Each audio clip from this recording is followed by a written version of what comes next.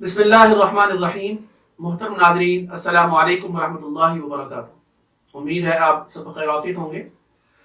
محترم ناظرین، آج ایک اہم مسئلے کو ڈسکس کرنا ہے اور اس اہم مسئلے کی طرف توجہ دلانا مقصود ہے، لیکن اس مسئلے کو آپ کے سامنے واضح کرنے سے پہلے میں چاہوں گا کہ اس مسئلے کی طرف توجہ دلانے کا ذریعہ ایک واقعہ بنا، اور وہ واقعہ کوئی زیادہ پرانا نہیں ہے بلکہ آج صبح ہی پیش آیا۔ معمول کے مطابق میں دفتر گیا اور دفتر میں جو ہمارے کولیگس ہیں ان سے ملاقات ہوئی۔ ایک کولیگ انہوں نے ایک سوال کیا کہ فرحان صاحب، ہمارے گھر کے ساتھ ہی یعنی ہمارے ہمسائے میں ایک عیسائی فیملی آباد ہے، تو جیسا کہ اس وقت کرسمس آ رہا ہے، ان کا تہوار کا دن آ رہا ہے، تو کیا ہم ان کو ہیپی کرسمس کہہ کر ان کو وش کر سکتے ہیں؟ اس کے ساتھ ساتھ تحفہ تحائف کا جو لین دین ہے یہ سلسلہ کیا جا سکتا ہے؟ تو جب یہ سوال انہوں نے مجھ سے پوچھا تو ان کو تو میں نے جواب دے دیا، لیکن فوراً سے ذہن میں یہ ایک کلک ہوا کہ کیوں نہ اس پر ہم ایک ویڈیو بنا کر اپنے جتنے بھی ناظرین ہیں، اپنے جتنے بھی ویورز ہیں، ان کو بھی ہم اس بارے میں صحیح رہنمائی دیں جو اللہ اور اس کے رسول صلی اللہ علیہ وسلم کی تعلیمات کے مطابق ہو۔ کیونکہ یہ بات تو ہم سب جانتے ہی ہیں کہ دین کے مطابق زندگی گزارنا در حقیقت یہی اللہ کو مطلوب ہے، یہی اللہ کے نبی کو مطلوب ہے۔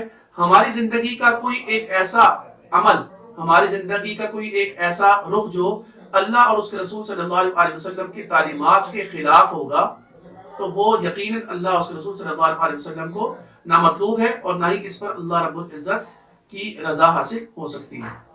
تو سب سے پہلے تو اس بات کو جان لیجئے محترم ناظرین کہ جو 25 دسمبر یعنی اس کو کرسمس ڈے کہا جاتا ہے، تو یہ جو کرسمس ڈے ہے یہ عیسائیوں کا تہوار ہے، اور عیسائی کس موقع پر یہ کیوں اس کو مناتے ہیں؟ ان کا عقیدہ یہ ہے کہ اس دن حضرت عیسیٰ علیہ السلام کو اللہ رب العزت نے پیدا کیا، حضرت عیسیٰ علیہ السلام کی تخلیق ہوئی، تو اس خوشی میں آ کر وہ اس دن کو سیلیبریٹ کرتے ہیں۔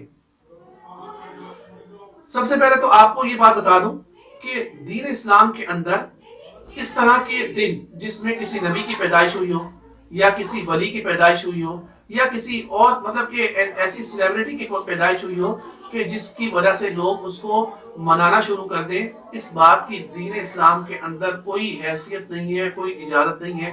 جیسا کہ آقا دو جہاں صلی اللہ علیہ وسلم کا جب یوم پیدائش آتا ہے تو ہمارے ہاں تو عید میلاد النبی کے نام سے بہت ساری مطلب خرافات ہوتی ہیں اور بہت ساری جو ہے وہ لوگ اعمال میں مصروف ہو جاتے ہیں، لیکن یاد رہے کہ عید میلاد النبی کا کنسپٹ دین اسلام کے اندر نہیں ہے۔ اگر ہوتا تو صحابہ کرام رضوان اللہ تعالی علیہم اجمعین ان کی زندگی سے بھی ثابت ہوتا، لیکن ایسا معاملہ نہیں ہے۔ تو جب یہ چیز ہمارے دین میں نہیں ہے تو محترم ناظرین اس بات کو ذہن میں بٹھا لیجئے کہ چاہے کوئی عیسائی جو ہے نا وہ برادری ہو، یہودی برادری ہو یا ہندو برادری ہو یا کسی بھی مذہب سے تعلق رکھنے والے لوگ ہوں، ہمیں ان کے کسی بھی تہوار کو نہ منانے کی اجازت ہے اور نہ ہی ان کے تہوار پر ان کو مبارکباد دینے کی اجازت ہے۔ کیوں؟ اس لیے کہ ان کے تہوار کو منانا یہ تو ان کے ساتھ مشابہت والی بات آ گئی، اور حدیث مبارکہ میں آتا ہے من تشبہ بقوم فہو منہم، جو تم میں سے کسی بھی قوم کی مشابہت اختیار کرے گا اس کا شمار انہی میں سے ہوگا، قیامت کے دن اسے انہی لوگوں میں شمار کیا جائے گا۔ تو اس لیے الحمدللہ ہم سب مسلمان ہیں اور دین اسلام نے ہمیں دو عیدوں کو منانے کا حکم دیا ہے، ایک عید الفطر اور ایک عید الاضحیٰ۔ تو اس حوالے سے آپ سب کو یہ بات کلیئر ہونی چاہیے کہ ہمیں اس معاملے میں بالکل اپنے دین کو نہ چھوڑنا ہے، نہ اپنے دین کی تعلیمات کو نظر انداز کرنا ہے، اور نہ ہی ہمیں اللہ اور اس کے رسول صلی اللہ علیہ وسلم کے احکامات ہیں ان کو پس پش ڈالنا ہے۔ ہمارے لیے سب سے پہلے اللہ اور اس کے رسول کی تعلیمات ہیں۔